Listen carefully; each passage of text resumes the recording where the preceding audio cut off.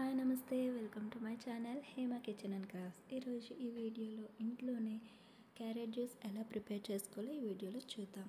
మరి ఆలస్యం చేయకుండా వీడియో స్టార్ట్ చేసేద్దాం. ముందుగా బాగా కడిగి పెట్టుకున్న ఒక 2 క్యారెట్స్ తీసుకొని ఈ విధంగా చిన్న చిన్న పీసెస్గా కట్ చేసుకొని మిక్సీ జార్లో వేసుకోవాలి. ఇప్పుడు ఒక 2-3 అల్లం ముక్కలను ఇందులో యాడ్ చేసుకోవాలి.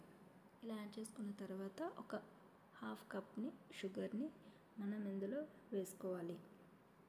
ఇలా వేసుకున్న తర్వాత బాగా మిక్స్ చేయాలి.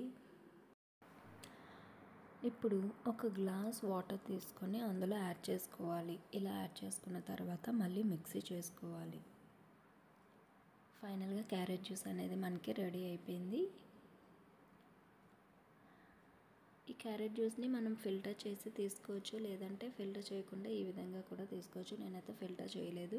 ఈ క్యారెట్ జ్యూస్ అనేది ఒక ఇమ్యూనిటీ బూస్టర్లా కూడా పనిచేస్తుంది. ఇప్పుడు ఒక అరచక్క లెమన్ తీసుకొని ఆ జ్యూస్ని అందులో వేసుకోవాలి.